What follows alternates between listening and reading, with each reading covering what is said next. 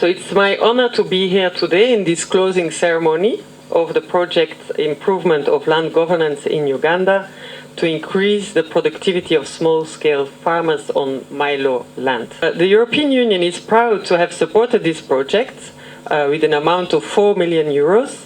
That amount was topped up by the German Ministry for Development Cooperation, which we call BMZ, in a true Team Europe approach. A true Team Europe approach. What we mean by that is that we try to join up as European actors, European development actors, the European Union and individual European countries. We try to join efforts and team up to support a number of important development objectives as Team Europe. The project was implemented by GIZ, the German implementing agency, so that only adds to that Team Europe dimension. As we all know, land is a primary factor of production along with capital and labor. Land and its sustainable management are even more important in a country like Uganda, where about 80% of the economic activities are agricultural and population grows at 3.3% on an annual basis. The European Union has been a long-standing partner of the Ugandan government and the Ugandan private sector in promoting investments in the agricultural sector and in building strong value chains. In particular, working on land tenure security for smallholder farmers and investors alike represents a precondition to further developing the agricultural sector and getting people out of poverty and subsistence economy. This is specifically relevant for the Milo system, which is a unique tenure system in Uganda. So the overlap of ownership and use rights on Milo land was identified as a bottleneck, a key impediment to investment and improved productive efficiency in the agricultural economy of Uganda. To address these issues, the project pioneered low-cost approaches to systematically map and document Milo land occupied by tenants, which is called Bibanja Islands. I hope I pronounce it correctly. I'm glad to see that the project outperformed its targets in terms of the number of districts that were participating, the parcels that were mapped, and the land inventory protocols that were issued.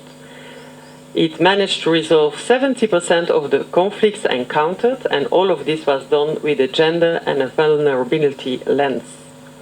The close cooperation between the partners involved in the implementation also resulted in the issuance of the first ever certificates of occupancy, which will be handed over to the tenants today by the guest of honor. We of course encourage the ministry and all the actors involved to continue this process of issuing these certificates and even intensifying it. I would like to thank and congratulate the GIZ project team. We have heard the team leader taking the floor earlier. All the partners of the project, of course, in particular the Ministry of Lands, Housing and Urban Development, the local administrations and the civil society actors that all have been involved in this process, because the achievements are really remarkable.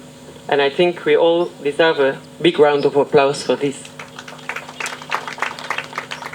So in order not to lose momentum and build on the work done, the EU and BMZ have committed additional funds for a second phase of the project, which has just been approved by our headquarters, our respective headquarters in Belgium and in Germany. We hope that, the agreement to confirm that second phase, which is of an amount of an additional 3 million euros on the European Union side, topped up by an additional 1.3 million euros on the German side. So the agreement to confirm that second phase has been signed on our part, needs now to be countersigned by our counterparts in the Ministry of Finance, Planning and Economic Development. So we hope that the Ministry will proceed swiftly with the counter-signature to allow us to start or prepare the implementation of activities under the second phase. Continued effort is needed to cement the practices that were developed under the first phase, but also to address some outstanding issues, such as environmental aspects of land use and further issuance of land documentation, especially to marginalized groups. This will be crucial to help small-scale farmers to invest and further develop their land and access financing for their projects. Through sensitizing smallholder farmers and financial institutions, the documents produced should be used for the assessment of loan worthiness of households. Therefore, the issues of financial literacy, sustainable and viable business plans, and sustainable land use will be central to the second phase, which is in the making. Before concluding, I would just like to briefly mention that the project is part of the broader support the EU is providing to the land sector in Uganda.